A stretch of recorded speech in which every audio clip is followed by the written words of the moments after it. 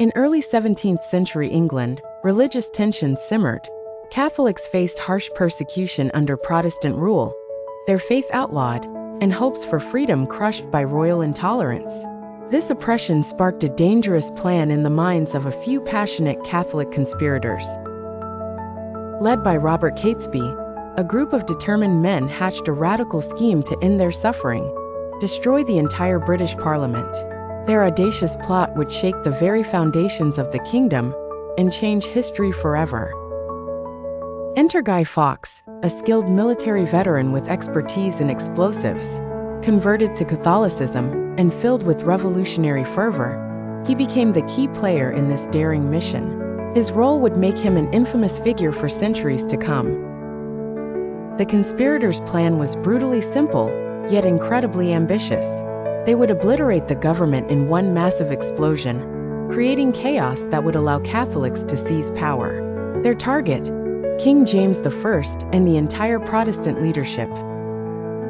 Meticulously planning their attack, the plotters rented a cellar directly beneath the House of Lords. There, they carefully hid 36 barrels of gunpowder, patiently waiting to unleash destruction during the state opening of Parliament.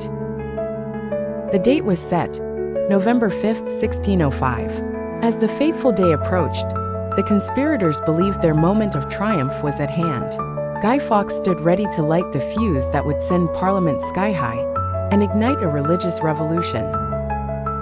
But fate had other plans. An anonymous letter warning Lord Monteagle of the impending attack changed everything.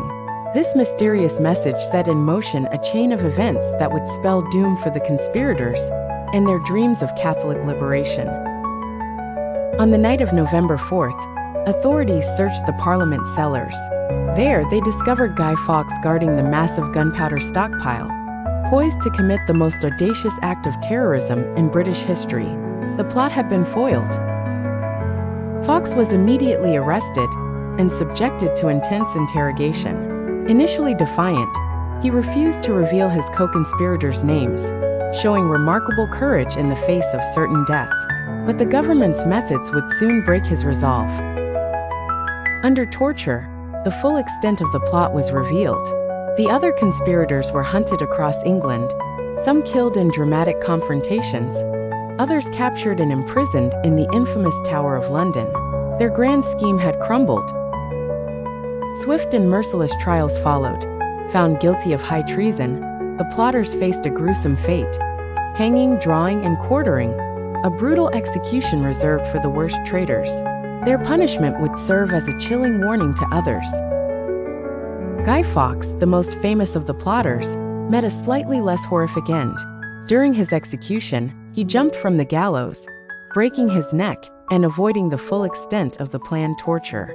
His final act of defiance would be remembered for centuries.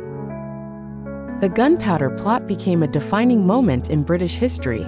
November 5th was commemorated annually, with bonfires and fireworks celebrating the conspiracy's failure. It remains a significant date in the UK calendar to this day. In the aftermath, Catholics faced increased persecution, deepening the religious divisions that had motivated the plot. The dream of religious freedom seemed more distant than ever, as the government tightened its grip on religious dissenters.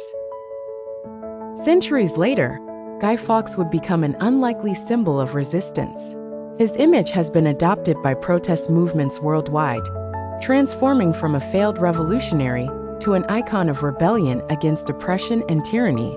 If you enjoyed this video, subscribe to our channel and like.